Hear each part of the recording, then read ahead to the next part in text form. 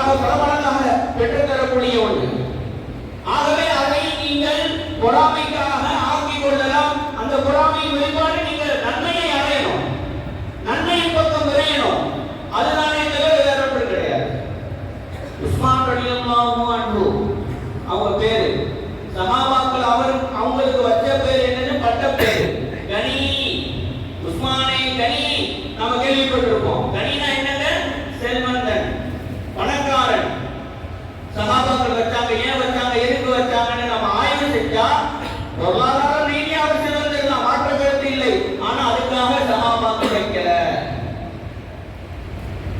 வரலாறுகள்ல பார்த்தா அனைத்தையும் உஸ்மான் ரலியல்லாஹு அன்ஹு எல்லாவற்றையும் நேரம், காலம், பொருளாதாரம், உடல் ரீதியான வணக்கம் அனைத்தையும் நன்மையாக மாற்றுறாங்க.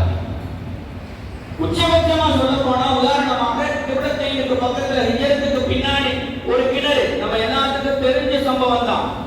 ஆக தேவையுடையதாக ஆகிவிட்ட நிலையில் ஒரு அறிவிப்பு செய்யறாங்க பெருமானார் ஸல்லல்லாஹு அலைஹி வஸல்லம். அந்த கிணற்றை யார் வாங்கி ஒப்படைக்கிறாரோ அவருக்கு சொர்க்கத்திற்கு நான் பொறுப்பேற்றுக் கொள்கிறேன். யார் வாங்கி ஒப்படைத்தாங்க? உஸ்மான் ரலியல்லாஹு அன்ஹு.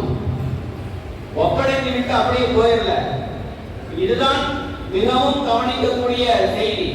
யார் சொல்லலாம், இந்த கிணற்றை கொண்டு எனக்கு கியாமத் நாள் வரை நன்மைகள் வர வேண்டும், நன்மைகள் வந்து கொண்டே இருக்க வேண்டும். நான் இருந்தாலும் வரணும், இறந்தாலும் வரணும், கியாமத் நாள் வரை வர வேண்டும். அப்படிப்பட்ட வழிவகையை ஏற்படுத்திட்டாங்க. சொர்க்கம் கிடைச்சிட்டு பின்வாங்கல. எனக்கு இதை கொண்டு கியாமத் நாள் வரைக்கும் நன்மைகள் வரணும் ஏற்படுத்தி கொடுத்தாங்க. இன்னைக்கும் அந்த கிணறு இருக்கு. அதை கொண்டு பலதரப்பட்ட நாடுகளுக்கு, ஏழைகளுக்கு தர்மங்கள் போய் கொண்டிருக்கு. கிணத்தை வச்சு இல்ல, கிணத்தை கொண்டு விவசாயம், தோட்டம், ஹோட்டல், ஷாப்பிங் மால், உஸ்மானிய பேங்க் ஒன்றை நிறுவி அந்த நிர்வாகம், அந்த அரசாங்கம் செயல்பட்டு கொண்டிருக்கிறது. அப்போ கிடைத்த வாய்ப்பை அவர்கள் எவ்வாறாக தக்க வைத்துக் கொண்டார்கள், பயன்படுத்தினார்கள் என்பதை நாம பார்க்கிறோம்.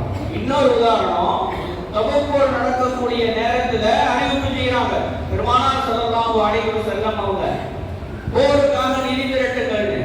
அப்பையும் வேக வேகமாக வந்து யார் ரசூலல்லாஹ் இந்த போருக்கு என்ன செலவாகுதோ, எவ்வளவு செலவாகுதோ அதில் 1/3 என்னை சார்ந்ததுன்னு பொறுப்பேற்றுக் கொண்டார்கள். இதை கேட்ட அண்ணன் பெருமானார் ஸல்லல்லாஹு அலைஹி வஸல்லம் சொன்னாங்க, உஸ்மானே, நீ இதற்கு மேல் நன்மை செய்ய தேவையில்லை, அவசியம் இல்லை. மற்ற சஹாபாக்களுக்கு, நமக்கு கட்டாயம், அவசியம், கடமை, ஆனா உனக்கு இல்லை. என்ன அர்த்தம்னா, இந்த ஒரு நன்மை உனக்கு போதும், இதுவே அனைத்தையும் உனக்கு பெற்று தந்து விடணும்ங்கிறது தான் அவர்களுடைய மைய கருத்து, அந்த சொல்லினுடைய கருத்து. ஆனாலும் கூட உஸ்மான் ரலியல்லாஹு அன்ஹு அதை விட்டு பின்வாங்கி விட்டார்களா, போதுமாக ஆக்கிக் கொண்டார்களா பார்த்தா கிடையாது. அதற்கு பின்புதான் இன்னும் வேக வேகமாக நன்மையின் பக்கம் விரைந்தார்கள் என்கிறது வரலாறு. அல்லாஹ் அதைத்தான் நமக்கும் சொல்லி காட்டுகிறான். சூரத்துல் முல்க்ல 2வது வசனம் என்னது? அல்லனி கலக்கல் மௌத வல் ஹயாத லியபலுவக்கும் அய்யுக்கும் அஹ்ஸனு அமலா. உங்களில் யார் செயல்களால் மிக அழகானவர் என்பதை சோதிப்பதற்காகத்தான் உங்களுக்கு வாழ்வையும் கொடுத்தேன், மரணத்தையும் கொடுத்தேன். ஆக செயல்கள் அழகானதாக ஆகிவிட வேண்டும், வணக்கம் தூய்மையானதாக ஆகிவிட வேண்டும். அதுதான் நன்மையை பெற்று தரும். இன்னைக்கு நன்மை குறித்து நாம மிகவும் பாராமுகமாக இருந்து கொண்டிருக்கிறோம். இன்னைக்கு தொழுகிறாங்க, அதிகமாகவே தொழுகிறாங்க, ஆனா நன்மைக்காக தொழுகிறாங்கிறது மிக குறைவுதான். நோன்பாக இருக்கட்டும், ஏனைய வணக்கங்கள் அனைத்துமே என்னவாக நன்மைக்காக இருக்கிறதான்னா இல்ல. எல்லாரும் தொழுகிறாங்க, எல்லாரும் வணங்குறாங்க, எல்லாரும் ஹஜ்ஜுக்கு போறாங்க, நானும் போறேன், அப்படியாகத்தான் இருக்கிறதே தவிர நன்மையை நாடியவர்கள் ஆக குறைவு. அல்லாஹ்வின் நல்லடியார்களே, சமுதாய பெரியவர்களே, சஹாபாக்கள் கிடைத்த வாய்ப்பை தவறவிடவில்லை, நழுவ விடவில்லை. இன்னொரு சமயம் இல்லாத வாய்ப்பை உருவாக்கினார்கள், உருவாக்கினார்கள் நன்மையுடைய விஷயத்தில். ஒவ்வொரு ரலியல்லாஹு அன்ஹு அவங்களுக்கு மதீனாவுக்கு வந்ததுக்கு பின்னாடி ரெண்டு ஆசை. நான் ஷஹீதுடைய அந்தஸ்தோடு மரணிக்கணும், மதீனாவிலேயே மரணிக்கணும். அப்ப சஹாபாக்கள் சொன்னாங்க, மதீனாவுல போர் செய்வது தடை செய்யப்பட்டு விட்ட நிலையில் அது எப்படி சாத்தியம்? போர் நடந்தால்தான ஷஹீதுடைய அந்தஸ்து. மதீனாவுல அதுக்கு வாய்ப்பு இல்லையேன்னு பேசினாங்க. ஆனா என்ன நடந்துச்சு? மஸ்ஜித் நபவியில தொழுகை நடத்தும் போதே அவர்கள் ஈட்டியினால் குத்தப்பட்டார்கள். ஆக அல்லாஹ்வின் நல்லடியார்கள், அவர்களுடைய துஆவுக்கு உண்டான கபூலியத் அவர்களுக்கு அங்கே நிதர்சனமாக நடந்தது. ஆக அவர்களுடைய வாழ்வும் அவர்களுடைய மரணமும் நன்மையாக ஆகிவிட வேண்டும் என்பதில் உறுதியாக இருந்தார்கள். அந்த உறுதி இறுதி வரை அவர்களிடத்தில் அப்படியே தான் இருந்தது. அருமையானவர்கள், அல்லாஹ்வின் நல்லடியார்கள், ஆனா இன்னைக்கு எதை எடுத்தாலும் போதும் அப்படிங்கிற வணக்கம் ரீதியாக மாத்திரம் நம்மளுடைய உள்ளத்துல போதும் என்கிற ஒரு மனநிலை வந்துடுச்சு. சில பேர் சொல்லுவாங்க, ஹஜ்ஜுக்கு போயிட்டு வந்துட்டு நான் ஹஜ்ஜுக்கு போயிட்டு வந்துட்டேன், இதுக்கு மேல நான் எந்த நன்மையும் செய்ய தேவையில்லைங்கிற ஒரு மைய கருத்தை உள்வாங்கியவர்களாக நான் ஹஜ்ஜுக்கு போயிட்டு வந்துட்டேன், நான் ஒரு வருஷம் ஜமாத்துக்கு போயிட்டு வந்துட்டேன் அப்படிங்கிற ஒரு வார்த்தையை மொழியக்கூடிய ஒரு சூழ்நிலையை நாம பார்க்கிறோம். ஆனா வணக்கம் ரீதியாக அது மார்க்கம் அனுமதிக்கிறானா இல்ல. ஒரு தடவை முஹிதீன் அப்துல் காதர் ஜெயிலானி கத்தல்லாஹு தஆலா சிர்ரஹுல் அஸீஸ் அவர்கள் தொழுது கொண்டிருந்தார்கள். தஹஜ்ஜுடைய நேரத்தில் அல்லாஹ்வும் அவர்களும் மாத்திரம்தான், வேறு யாரும் இல்லை. தொழுது முடிந்த உடனே அவர்களிடத்தில் ஒரு சத்தம் கேட்குது, யா அப்துல் காதிர் ஹஸ்புகல் இபாதா, ஓ அப்துல் காதிர், நீ உன்னுடைய வணக்கத்தை போதுமாக்கிக் கொள், நீ அளவுக்கு அதிகமாக வணங்கி விட்டாய், நீ வணங்கியது போதும் என்பதாக ஒரு சத்தம். இன்னொன்று, இன்னனி அனல்லாஹ், நிச்சயமாக நான் அல்லாஹ் பேசுறேன் அப்படிங்கிற சத்தம். இந்த இடத்துல நாமளா இருந்தா என்ன செய்வோம்? ஆனா முஹிதீன் அப்துல் காதர் ஜெயிலானி ரலியல்லாஹு தஆலா சிர்ரஹுல் அஸீஸ் பண்பட்டவர்கள் உடனே சொன்னாங்க, அஊது பில்லாஹி மினஷ் ஷைத்தானிர் ரஜீம், பாதுகாப்பு தேடுறாங்க. ஏன்னா அங்க இருந்தது, இந்த வார்த்தையை ஒழித்தது ஷைத்தான் தான்.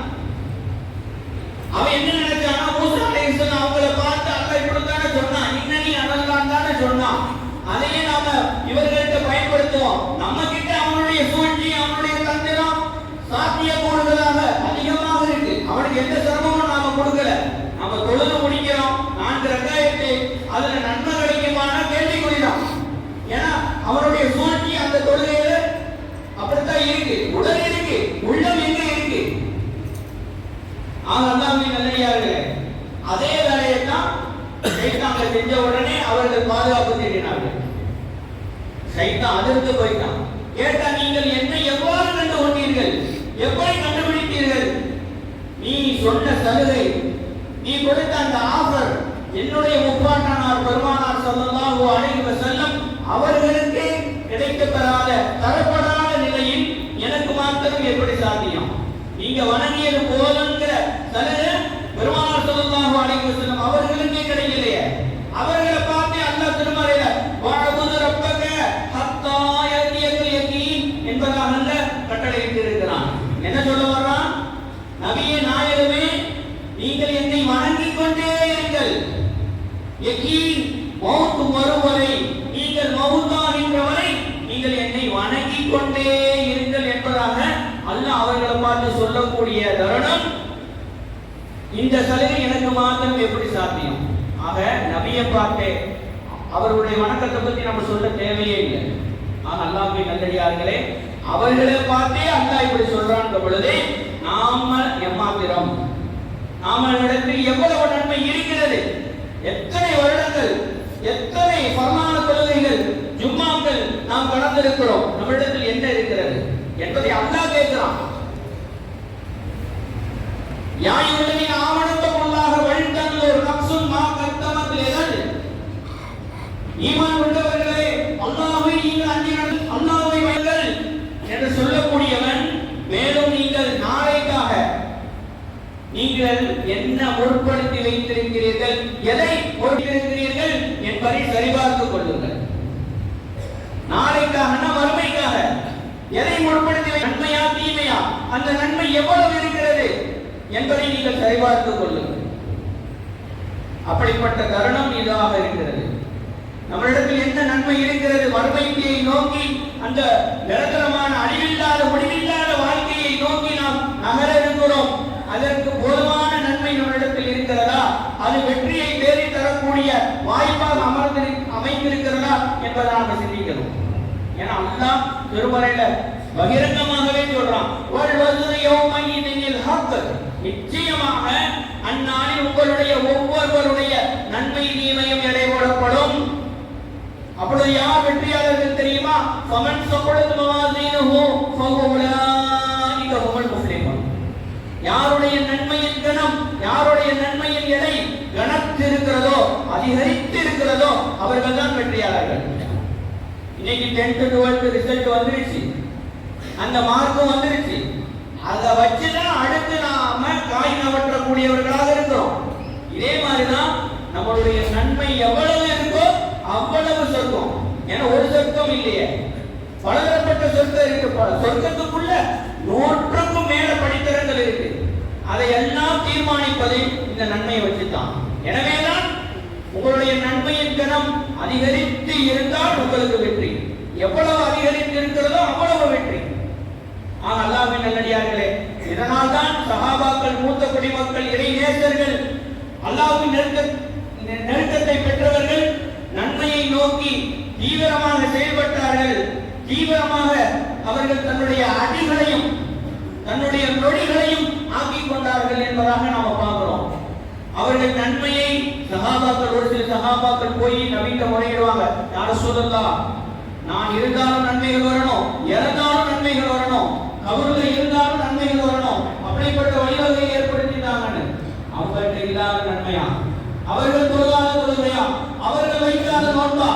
என்றாலும் கூட நன்மையை அடைய வேண்டும். ஏன்னா திருமறை அல்லாஹ் ஃபஸ்தபீகுல் கைராத் என்பதாக ஒரு கூட்டத்தை பார்த்து பேசுறான். நன்மையின் பக்கம் விரையுங்கள் என்பதாக கூறுகிறான். ஆக அப்பேற்பட்ட கூட்டத்தார்களாக அல்லாஹ் நம்மையும் நம் குடும்பத்தார்களையும் ஆக்கி அருள் புரிவானாக. இருக்கின்ற வரை நன்மையை சேகரிக்க அல்லாஹ் தௌஃபீக் செய்வானாக. கியாமத் நாள் வரை நன்மைகள் வரக்கூடிய வழிவகைகளையும் விட்டு செல்ல அல்லாஹ் வழிவகுத்து தருவானாக. அதற்காகவே நீண்ட ஆயுளை நமக்கு அல்லாஹ் வாரி வழங்குவானாக. அதற்காகவே பொருளாதாரத்தில் நிரப்பமான வழிவகையை அல்லாஹ் உருவாக்குவானாக. குழந்தை செல்வங்களை கியாமத் நாள் வரை முத்தகீன்களாக, ஷாக்கிரீன்களாக, அவுலியாக்களாக அல்லாஹ் நமக்கு தந்தருள்வானாக. அடுத்ததாக நமது கண்ணியத்துக்கும் மதிப்பிற்கும் உரித்தான தலைமை இமாம் அவர்கள், எனது உஸ்தாத் அவர்கள், அவர்கள் ஓதிய, அவர்களை உருவாக்கிய, அவர்கள் பட்டம் வாங்கிய மதரசா கடையநல்லூர் ஃபைதுல் அன்வார் மதரசா தென்காசி மாவட்டம் 50 வருடங்களுக்கு மேலாக சிறப்பாக இயங்கிக் கொண்டிருக்கிறது.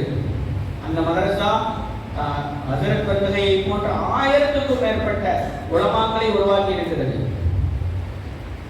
தற்பொழுது 140க்கும் மேற்பட்ட மாணவர்களை அந்த மதரசா தாங்கி இயங்கிக் கொண்டிருக்கிறது. அந்த மாணவர்களுக்கு மதியம் இரவுக்கு உள்ளூர்வாசிகள் உணவு தந்தாலும் காலையில் ஒரு மாணவருக்கு 50 ரூபாய், தற்போது சூழலுக்கு ஏற்ற மாதிரி காலை சாப்பாட்டுக்கு இதர செலவினங்களுக்கு 50 ரூபாய். அந்த 50 ரூபாயை மையமாக வைத்துத்தான் 140 மாணவர்கள், ஏழை எளிய அலைக்கும் வரஹ்மத்துல்லாஹி வ பரகாத்துஹு